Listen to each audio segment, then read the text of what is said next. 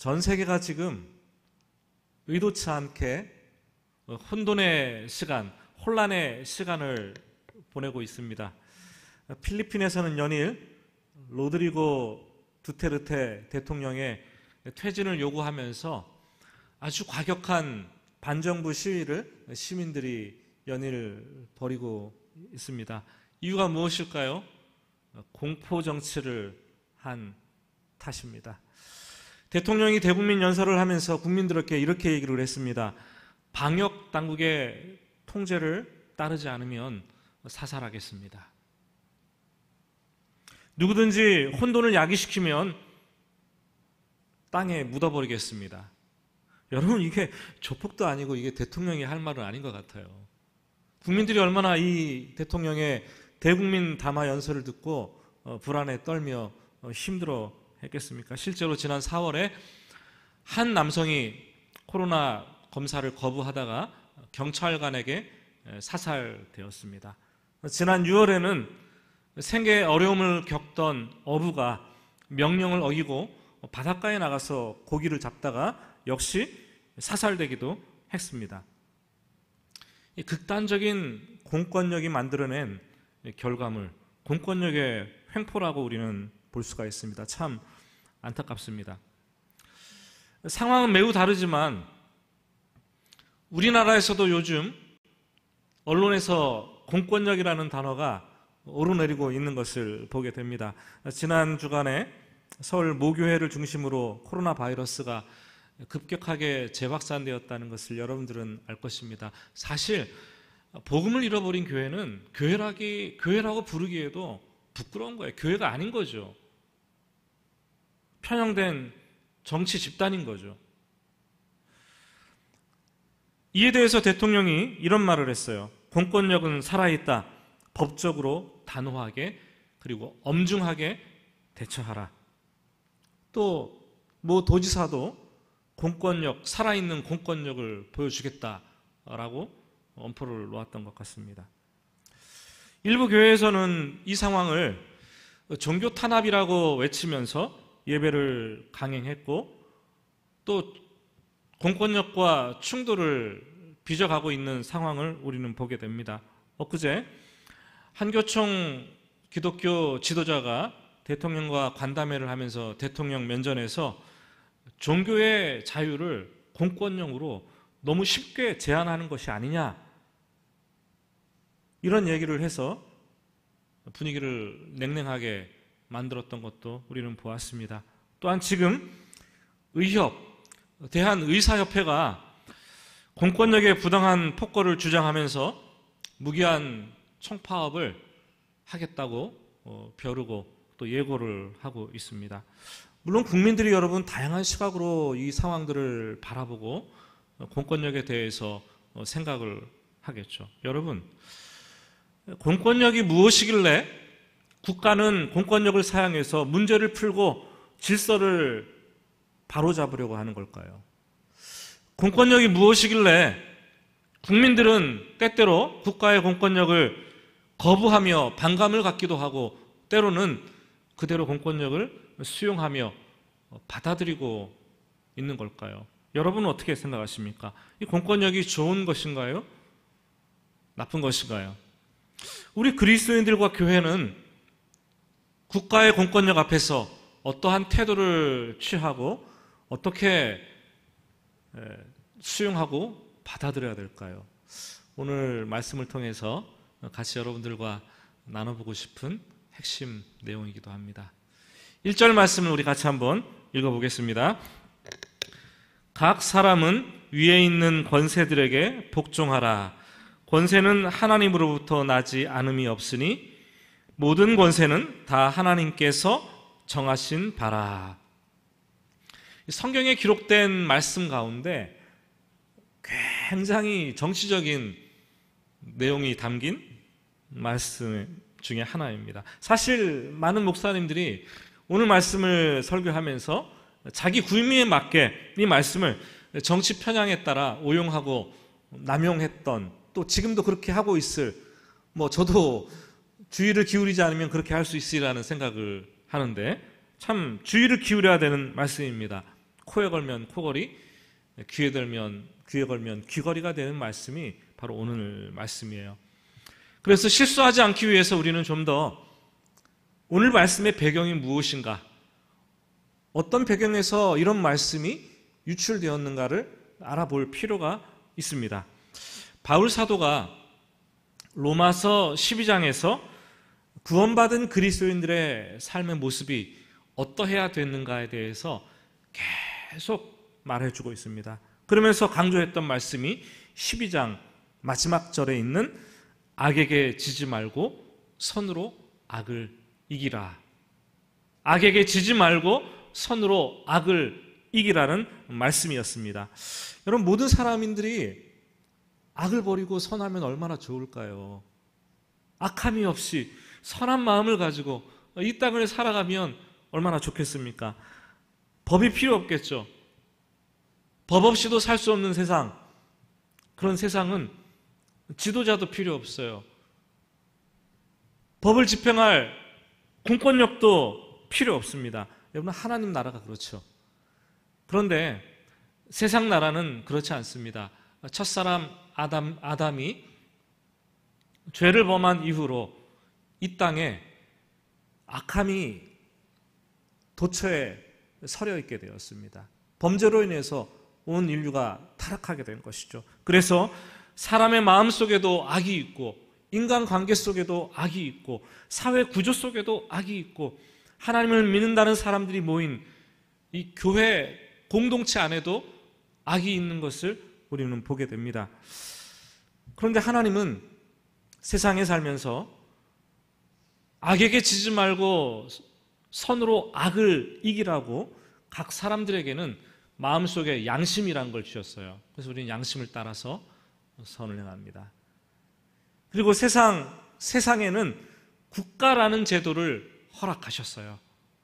악이 팽배하지 못하고 선을 행할 수 있도록 국가라는 제도를 주신 거죠.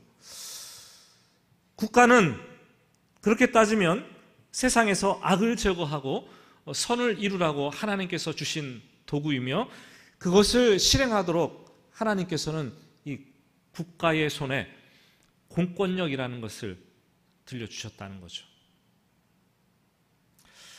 1세기 전 세계는 로마 제국의 통치하에 있었습니다. 많은 식민지 나라의 백성들이 로마 제국에 반감을 가지고 있었습니다. 특히 유대인들은 하나님은 유일신이고 그들이 믿는 유일한 왕은 하나님이기 때문에 세상의 왕이라고 주장했던 로마 황제를 인정할 수도 없었습니다. 그래서 로마 황제가 내리는 그 명령들, 로마 황제가 재촉하는 이 세금들 굉장히 불만족스러웠고 가능하면 거부하고 싶었습니다.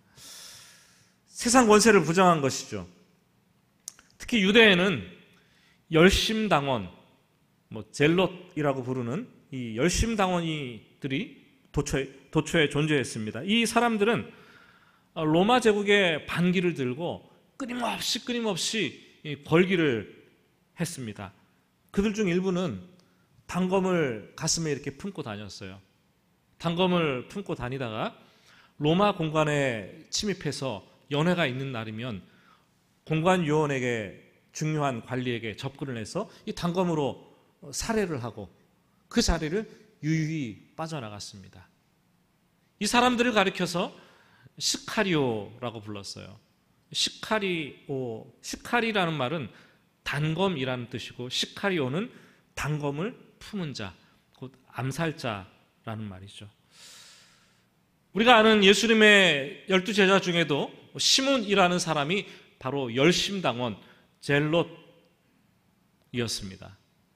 그런데 그가 예수님을 만나고 말씀을 듣고 변화되고 나서 예수님의 제자로서 그룹에 합류했다라는 거죠. 참 아이러니한 것은 예수님의 제자 가운데는 로마 제국의 하순이었던, 로마 제국의 앞잡이였던 세리 마태도 있었다라는 거예요. 마태도 예수님을 만나고 그 말씀을 듣고 감화를 받은 이후에 예수님의 제자 그룹에 합류해서 제자가 된 것을 우리는 압니다. 그들은 정치적인 좌파, 정치적인 우파, 그리고 진보냐 보수냐를 떠나서 예수님을 만나고 복음 안에서 변화되고 복음 안에서 하나 되었다라는 거예요. 여러분, 복음은 그런 거예요. 교회는 그런 곳이어야 돼요. 건강한 교회는 좌파 우파를 따지지 않습니다. 복음 안에서 다 변화된 사람들이에요. 같은 목적이 복음인 거예요. 예수 안에서 예수라는 중요한 핵심 가치를 가지고 살아가는 사람들이 바로 예수 그리스도의 제자들, 바로 우리들입니다. 오늘날 이 땅에 세워져야 될 건강한 교회의 모습입니다. 바울 사도가 지금 로마서 편지를 쓰고 있는 이 대상은 로마에 존재하는 교회의 성도들, 로마 교회였습니다. 로마 교회 성도들은 굉장히 어려움이 있었어요.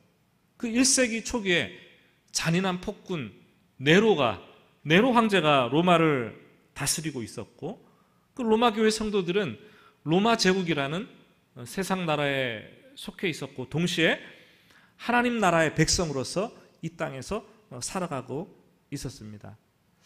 그리스도인으로서 로마 정부와 그들이 가지고 있는 권세, 이 공권력, 대항할 것인가, 참을 것인가, 어떠한 태도를 취해야 될 것인가, 참으로 난감했어요.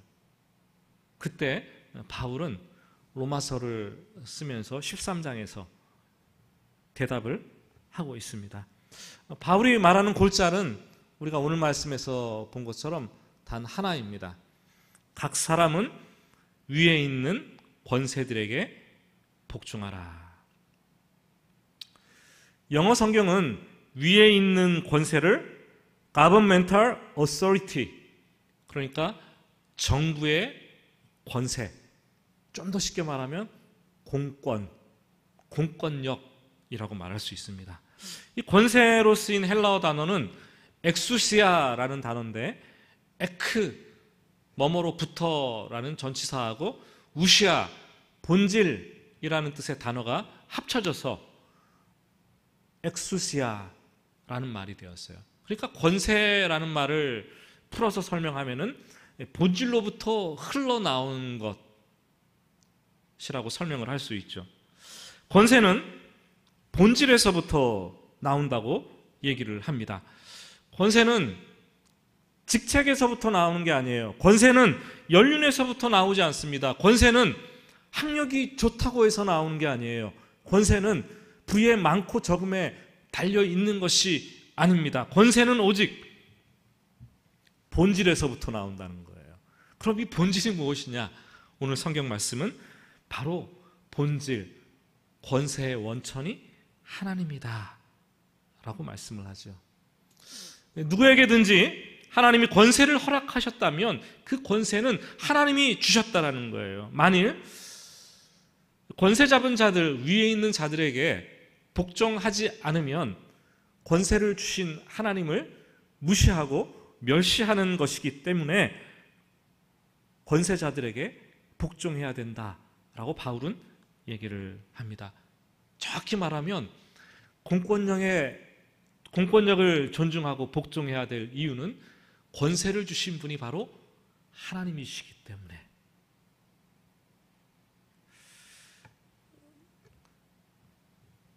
언젠가 외신 뉴스를 보다가 제가 기분이 굉장히 안 좋았어요. 막 화가 나더라고요.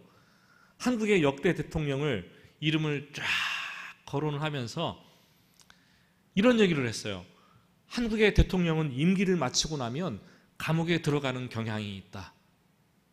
그리고 감옥에 들어간 대통령의 이름을 다 열거하면서 몇 대 누구 대통령 서울교도소, 몇 대 누구 대통령 안양구치소, 아주 줄줄이 설명을 쭉 하고 있는 걸 봤어요. 화가 나면서 얼굴이 화끈화끈 거리는 게 느껴졌습니다. 여러분, 그들이 권력을 손에 쥐었을 당시에는 얼마나 막강했습니까? 그런데 그들이 시간이 지나면서 그들이 지은 죄가 만천하에 드러나는 거 아닙니까? 드러나고 죄에 대한 벌을 받는 거 아니겠습니까? 그런데 분명한 것은 그들에게도 권세를 주신 분이 바로 하나님이라는 거예요. 하나님.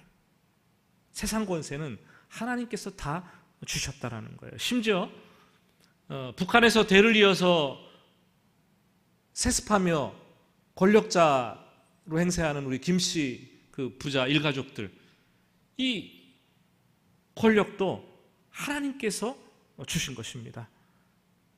세상에 그 유능한 지도자든 무능한 지도자든 정직한 지도자든 부패한 지도자든 백성을 사랑하는 지도자든 독재자든 아니면 교회를 위하는 지도자든 아니면 교회를 탄압하는 지도자든 좋은 지도자건 나쁜 지도자건 다 하나님께서 그들에게 권세를 주셨다라는 거예요. 일단 권력의 자리에 앉은 사람은 하나님의 뜻과 하나님의 섭리 가운데 그 자리에 앉게 되었다는 거죠.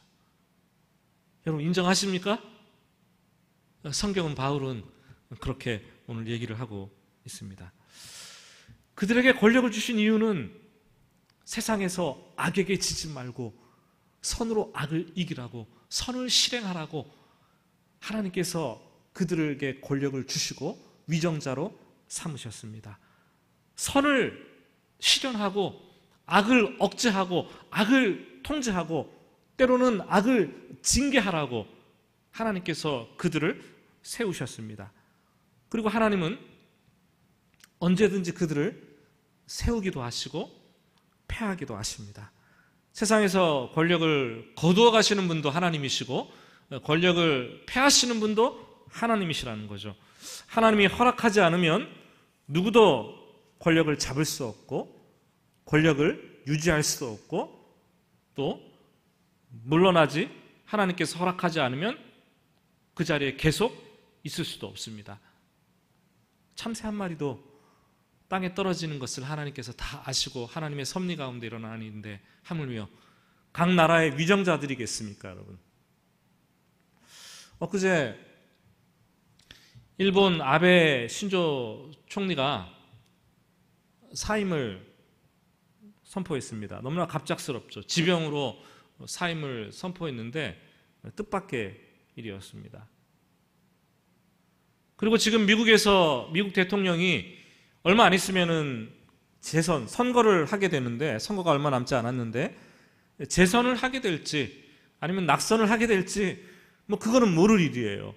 하지만 여러분, 하나님께서 분명한 뜻을 가지고 권력자들을 세우시고 권력자들을 패하시고 그것을 통해서 하나님의 당신의 뜻을 이 땅에 이루어가고 있다라는 거예요. 일본의 총리를 사임하게 된 것도, 미국의 대통령이 어찌할지 모르지만 변화를 겪게 되는 것도 하나님의 섭리 안에서 다 일어나게 될 일이라는 거죠. 그래서 그런 의미에서 오늘 말씀 4절은 세상의 권세자들은 선을 이루시도록 하나님께서 부르신 하나님의 사역자라고 표현을 합니다. 그들이 불신자건 그들이 신자이건 하나님의 뜻을 이루는 도구, 하나님의 사역자, 선을 베풀고 악을 징계하고 통제하도록 세우신 사역자들입니다. 2017년에 그 유명한 사회학자 지그문트 바우만이 폴란드 사람인데요, 그런 얘기를 했어요. 각 나라가 지금 얼마나 위태위태합니까? 모든 나라들이 너무나 위태위태한 거예요. 국가와 국민들이 다투고 있고 때로는 혼란스러운 상황으로 몰아가고 있는 나라들이 너무나 많이 있어요. 이런 이유를 진단을 하면서 이런 결론을 내렸어요. 정치가 권력과 이혼했기 때문이다. 정치가 권력과 이혼했기 때문이다. 여러분, 정치가 권력과 이혼했다면 원래는 결혼했다는 거 아니에요. 결혼했다는 말은 정치인들이 권력을 붙잡고 있다는 거 아니겠습니까? 권력을 사용할 수 있다는 거잖아요. 그런데 쉽게 말하면 이 정치가 권력과 이혼했다는 것은 정치인들이 권력이 주어졌고 그 공권력을 사용해서 정치를 이루어가는 게 정치인들인데, 정치인들이 권력을 사용하지 못해서, 권력을 제대로 사용하지 못해서 나라가 엉망이 되고 위태위태하게 되었다는 말과 똑같은 표현입니다. 일면 맞는 말이기도 합니다, 여러분. 공권력이 발동된 때에는 국민이 그 권력에 복종해야 될 의무가 있는데 이게 잘 되지 않아서 권력을 활용하지 못해서 나라가 위태위태하게 되었다라는 그의 논리. 사실 요즘은 그 민주화라는 단어가, 이 말이 굉장히 보편화되어 있습니다. 민주화라는 이 미명 아래 권위를 무시하는 풍조가 우리 사람과의 관계에서도, 세상에도, 나라와 국민과의 관계에서도 굉장히 팽배해지고 그 어느 때보다도 팽배해지고 있습니다. 그리고 시민 불복종이라는 말, 19세기부터 유출된 단어인데 여러분 이 말 들어보셨습니까? 시민 불복종, Civil Disobedience. 무슨 말입니까? 국가나 정부가 내린 명령이 부당하다고 판단될 때 국민들이 공개적으로 거부할 수 있는 권리, 그게 시민 불복종 권리입니다. 이게 인정된다라는 거예요.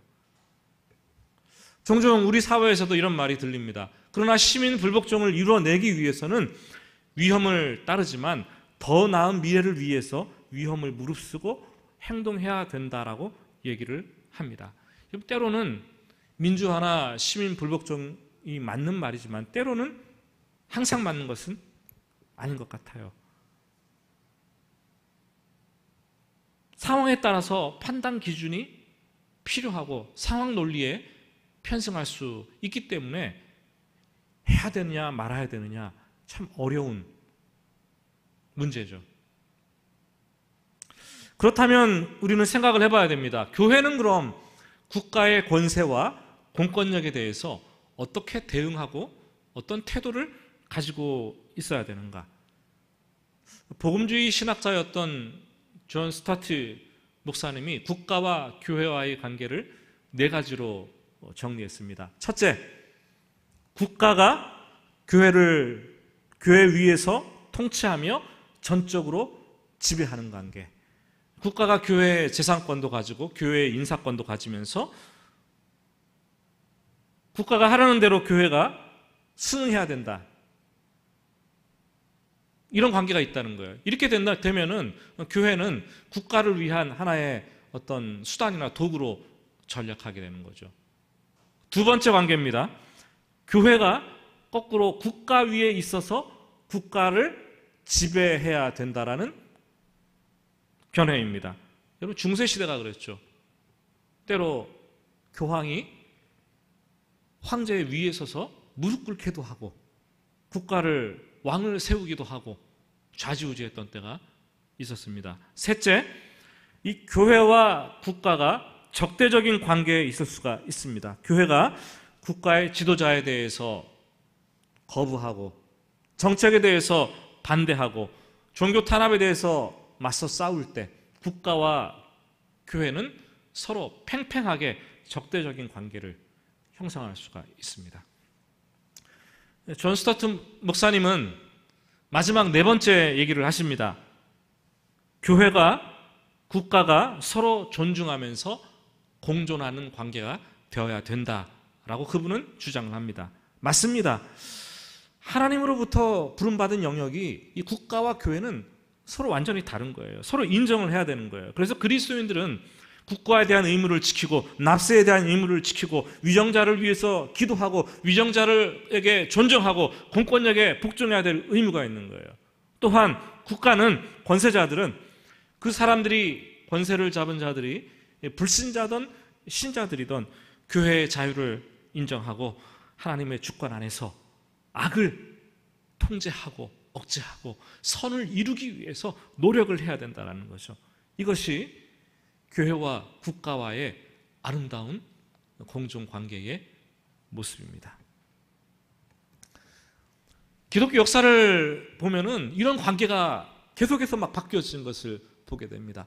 초대교회 시절에 그리스도인들은 예루살렘에서도 그렇고 로마 제국에서도 그렇고 핍박과 박해를 당했어요. 숨 쉬는 것조차 힘들어했습니다. 버림받고 사회에서 소외된 사람들이었어요. 국가 권력의 교회가 완전히 지배되었죠. 그들은 살아남기 위해서 붙잡았던 게 뭔지 아십니까? 종교의 자유예요. 종교의 자유. 우리에게 종교의 자유를 달라. 때로는 이 종교의 자유를 위해서 기독교가 적극적인 투쟁을 했어요. 맞서 싸웠습니다. 그러나 시간이 지나면서 이 교회의 세력이 점점 확장되기 시작을 하면서 로마의 콘스탄티누스 대제가 313년에 기독교를 국교로 정하지 않습니까, 여러분? 그래서 로마 제국 천하가 기독교 천재가 되는 거예요. 크리스텐덤이라고 얘기합니다. 그리스도의 왕국. 제국이 그리스도의 왕국이 되었어요. 이때부터 세상은 교회와 제국이라는 두 영역으로 나누어지게 되었고, 국가도 신성한 제도고 교회도 신성한 제도라는 것을 인정하면서 공존하는 역사적인 형태를 취하게 됩니다. 둘 중 어느 하나도 다른 것에 종속될 수 없다라는 입장을 취합니다. 그렇게 교회는 중세를 넣으면서 중세 1000년 동안 나라와 국가와 교회와의 관계를 서로 공존해 왔어요. 그런데 말이 좋아서 공존이지, 때로 교회를 대표하는 교황이 국가를 대표하는 왕을, 대통령을 완전히 압제하기도 했고, 교회와 국가는 갈등과 투쟁과 다툼의 연속이었어요. 여러분 어떻게 생각하십니까? 국가를 압도할 수 있는 힘을 지닌 이 교회, 국가와 경쟁해서 국가를 이길 수 있는 교회의 모습, 예수님께서 이 땅에 세우길 원했던 교회의 모습이라고 생각하십니까? 아니면은 성경에서 말하는 건강한 교회의 모습이라고 생각하십니까? 전혀 아니죠. 주님께서 이 땅에 세우시기를 원하셨던 그 교회는, 교회에도 권세를 주셨는데 그 권세는 땅끝까지 복음을 전하기 위해서 주신 복음의 능력, 복음의 권세를 주셨다라는 거예요. 중세의 교회는 이 복음의 능력을 마다하고 자신의 인간의 욕심과 권력을 채워서 정치 집단의 모습과 가까운 국가와 함께 맞짱을 뜨는 힘을 겨루는 그런 공동체로 전락했습니다. 여러분, 오늘 우리가 사는 이 시대의 교회가 복음을 버리면 이렇게 되는 거예요. 복음을 버리고 권세를 잡으려고 한다면 국가 위에 서게 되고 교회와 맞서 싸우게 된다는 거죠. 다시 중세로 돌아가는 이 어리석음을 교회가 범하게 됩니다. 저는 우리 시대에 힘을 상실한 교회의 모습을 보고 싶습니다. 저는 오늘 우리 시대에 세상 권세를 잃어버린 교회를 보고 싶습니다. 하나님께서 교회에 주신 이 권세, 복음의 권세와 능력을 사용해서 한 영혼을 가슴에 품고 땅끝까지 복음을 전하며 주님을 영접하게 하는 그 권세, 그 이름을 믿게 하는 그 권세를 드러내는 진정한 교회의 모습 좀 보고 싶어요. 우리 교회들이 그런 권세를 가지고 있었으면 좋겠습니다. 그런데 만일 이런 질문을 해볼 수가 있습니다. 정부가 하나님을 부인해요. 그리고 하나님의 권세를 정면으로 배격한다면, 그리고 하나님께 드려야 될 그리스도인들의 충성을 완전히 빼앗아 가버린다면, 선으로 악을 이기지 않고 악을 조장하고 악을 부추기는 그런 역할을 한다면, 또 불법적이고 부당한 일을 위해서 공권력을 사용한다면 교회는 어떻게 해야 되는가? 그래도 복종해야 되는가? 여러분 어떻게 하시겠어요? 이런 상황에서 참 어려운 얘기입니다. 왜냐하면 개인의 판단 기준이 다르기 때문이에요. 그래서 논란이 있는 거예요. 그러나 정말로 하나님을 반역하고 하나님을 거부하고 배격하고 우리 그리스도인들의 권리를 완전히 빼앗아가고 세상에 부당하게 악을 조장한다면 그리스도인들은 권력에 불복종할 수 있어야 합니다. 그런데 문제는 권력에 불복종할 때에는 대가가 따른다는 거예요. 책임을 져야 된다는 거죠. 종교의 자유라고 해서 항상 무조건 옳은 것은 아닙니다. 종교의 자유가 시민의 자유를 침해할 때에는 종교의 자유를 거두어 들여야 돼요. 그것이 맞습니다. 시민의 자유를, 다른 사람의 자유를 억압하지 않는 한에서 종교의 자유는 실행되어야 됩니다. 종교의 자유를 잘못 사용하면은 집단 이기주의로 전락하거나 아니면 세상에 파괴적인 방법으로 영향을 미칠 수가 있어요. 저 개인적인 생각입니다만, 이 혼란스러운 상황에서, 코로나가 범람하는 이 상황에서 국가가 나서서 자꾸 공권력을 들먹거리는 것 별로 좋은 방법은 아닙니다, 여러분. 공권력을 얘기하는데, 강제를 얘기하는데 어느 국민이 좋아하겠습니까?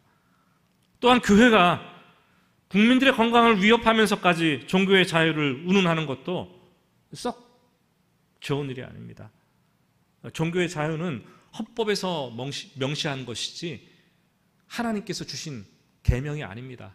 하나님께서 말씀하신 것이 아니에요. 하나님은 종교가 아니라 우리 기독교인들, 하나님을 믿는 사람들에게 말씀하시기를 너희는 세상에서 복음과 함께 고난을 받으라. 종교의 자유를 누리면서 호의호식하고 마음대로 살라고 말한 게 기독교가 아니에요. 복음과 함께 고난을 받으라 라고 말을 하고 있어요. 세상에 살면서 우리가 종교의 자유가 침해되어서 우리가 힘들고 고난받아도 당연한 것입니다, 여러분. 그게 하나님 나라의 영광이 되는 거예요. 그리스도인들은 국가 권력이 하나님을 대적하거나 불법을 저지르지 않는 한 위에 있는 권세자들에게 복종함으로써 국민의 의무를 다해야 되고, 교회와 국가는 서로 상호 인정하고 다른 영역이라는 것을 인정하고 존중하면서 공존하면서 문제를 풀어나가야 되는 거죠. 이런 부분에서 지금 우리가 처한 현실은 참 아쉽기도 하고, 우리 그리스도인들이 이것을 위해서 좀 더 기도를 해야 되지 않나라는 생각이 듭니다. 6절과 7절 말씀을 한번 보실까요? 같이 6절과 7절을 읽어보겠습니다. 너희가 조세를 바치는 것도 이로 말미암음이라. 그들이 하나님의 일꾼이 되어 바로 이 일에 항상 힘쓰느니라. 모든 자에게 줄 것을 주되 조세를 받을 자에게 조세를 바치고 관세를 받을 자에게 관세를 바치고 두려워할 자를 두려워하며 존경할 자를 존경하라. 한마디로 6절과 7절은요, 납세의 의무를 다하라는 거예요. 세금을 내라는 거죠. 나라에서, 이 나라에 살면서 우리는 도움을 받고 나라가 제공하는 복지 혜택을 누리고 공공 서비스를 우리는 다 혜택을 받고 있는 거예요. 그렇기 때문에 우리는 법률이 정하는 바에 따라서 세금을 내라는 것, 이게 맞다라는 것이 성경 오늘 말씀입니다.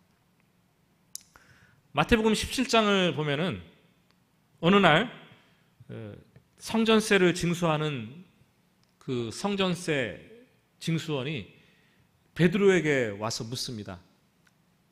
왜 당신의 선생은, 예수님을 가리키는 거죠, 왜 세금을 안 내요? 왜 세금을 안 냅니까? 물었더니, 성전세를 안 냅니까? 물었더니 성전세를 내는 것은 율법에 정해진 거잖아요. 베드로가 이렇게 말했습니다. 내신다. 그리고 베드로는 예수님께 달려갑니다. 예수님은 이미 이 상황을 다 알고 계십니다. 그리고 베드로에게 물었습니다. 베드로야, 너 생각은 어떠니? 이 세상 왕들이 누구에게 관세를 거두고 조세를 받느냐? 자기 아들에게 받니? 아니면 자기가 통치하는 백성들에게 받니? 묻습니다. 당연한 거죠. 왕이 왕자에게, 공주에게 세금을 받습니까? 아니죠. 백성들에게 받는 거잖아요. 이 말은 무엇입니까? 옛날 왕정시대에는 그렇게 했던 것처럼 이 땅에 온 나, 예수도 성전의 주인이신 하나님의 아들이다. 그러면 내가 성전세를 내는 게 맞냐? 안 내는 게 맞냐? 이 말인 거예요. 그 의미 속에는 안 내도 괜찮다라는 의미죠. 그런데 주님께서 베드로에게, 그럼 너는 가서 성전세 직무 수구몬에게 내지 않겠다, 당연한 것이다, 안 내는 게 말하라, 이렇게 말했습니까? 그러지 않습니다. 이렇게 시켰습니다. 그러나 우리가 그들이 실족하지 않기 위해서 내가 바다에 가서 낚시를 던지라. 처음 올라오는 물고기 입을 열면 1세겔짜리 동전이 한 입이 있을 것이다. 그 동전을 가져다가 반세겔 되는 성전세를 너와 내 것을 내라 말씀을 하십니다. 사랑하는 여러분, 우리는 구원받은 사람들이에요. 그리스도인이 받은 구원을 현대적인 용어로 표현하자면 그리스도인의 자유라고 표현할 수 있어요. 세상 권세, 죄로부터 완전히 해방되는 이 자유. 그래서 우리는 이 땅에 살지만 하나님 나라의 자유시민인 거예요. 세상에 거칠 것이 없어요. 세상에 두려워할 것이 없어요. 세상에 무서워할 것이 없습니다. 세상이 우리를 어찌할 수 없습니다. 그러나 세상에 살면서 그리스도인 된 나를 보고, 나의 행동을 보고 믿음이 연약한 자들이, 혹 세상 사람들이 실족한다면, 세상 사람들이 나를 보고, 교회를 보고 복음의 문이 닫혀진다면 우리는 스스로 우리의 자유를 제한할 수 있어야 된다는 거예요. 종교의 자유가 아니라 더 큰 범위에서 그리스도인의 자유를 제한할 수 있어야 된다는 거예요. 어찌 보면은 지금 이 상황이 그리스도인의 자유를 제한할 때가 아닌가라는 생각도 들어요. 온라인 예배를 드리고 복음의 문이 닫히지 않기 위해서 정말로 우리가 공권력에 순종하고,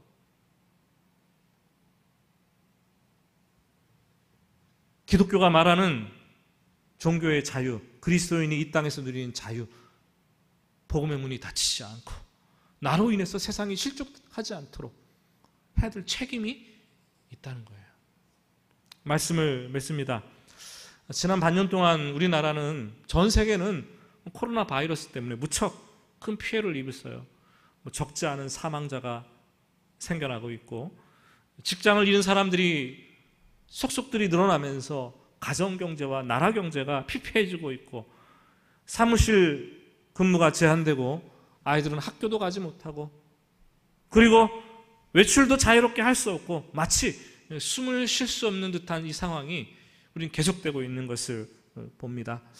교회도 적지 않게 타격을 입었습니다. 보건상의 문제로 오프라인 예배를 하지 못하게 되면서 많은 교회가 온라인 예배를 지금 드리고 있고, 또 가정 예배로 대체하고 있습니다. 이 와중에 현장 예배를 강행하는 교회들, 공권력에 맞서는 일부 소수 교회들, 사회적 이슈가 되고 있고 비난의 중심에 자리 잡고 있습니다. 우리는 길게 봐야 돼요, 하나님의 교회를. 사랑하는 여러분, 제 생각은 그래요. 예배의 문이 아주 조금이라도, 정말로 바늘 귀만큼이라도 예배를 드릴 수 있는 문이 열려져 있다면 현장 예배를 드려야 합니다. 어쨌거나 현장 예배를 드려야 돼요. 그것이 하나님께서 우리에게 주신 사명의 본분이에요. 그래서 우리 교회는 얼마 전까지도 어려운 상황 속에서도 공권력이 허락하는 한에서 이렇게 방역수칙을 지키면 예배를 드려도 된다, 저는 무조건 예배를 드려야 된다라고 저는 생각을 합니다. 그런 상황이면. 그러나 공권력이 하나님을 배격하지도 않고 불법을 저지르지도 않고 국민의 건강을 위해서, 지키기 위해서 일시적으로 종교의 자유를 제한한다면 그때는 위에 있는 권세들에게 복종하는 게 맞아요. 복종하는 게 맞습니다. 당연합니다. 그것이 하나님께서 주신, 교회에 주신 복음의 권세, 복음의 능력을 잃지 않는 거예요. 사랑하는 여러분, 신앙생활하기에 무척 어려운 시기입니다. 이 시기에 국가와 교회의 충돌도 있고 혼란스러운데, 오늘 말씀을 생각해 보면서 우리 교회와 국가와의 관계를 다시 한번 깊이 한번 되돌아봐야 됩니다. 그리고 교회가 국가와 공존하면서 세상의 악에게 지지 않고 선으로 이기도록, 선을, 하나님의 뜻을 실현해내도록 공존하면서 최선을 기울여야 됩니다. 이 기간에 여러분들이 좀 교회와 국가와의 관계를 묵상해 보시기를 부탁을 드립니다. 그리고 가만 보면 예수를 오래 믿으면 믿을수록 우리 성도들의 기도의 폭은, 넓이는 점점 좁아지고 깊이가 얕아지는 것 같아요. 기도를 하는데 나를 위해서, 내 가정을 위해서, 우리 교회를 위해서만 기도하는 것 같아요. 그러나 이런 시국에 우리는 좀 더 범위를 넓혀서 우리 교회만이 아니라 조국 교회를 위해서만이 아니라 우리가 살고 있는 이 나라, 이 민족, 국가를 위해서, 그리고 대통령과 위정자들을 위해서 바른 판단을 내리고 정치선을 이루어가도록 함께 기도해야 될 것입니다. 여러분 어디에 있든지 기도의 줄을 놓지 않고 최선을 다해서 어려운 시국을 이겨내도록 기도하며 매달리는 우리 성도님들 되시기를 예수님의 이름으로 축복합니다.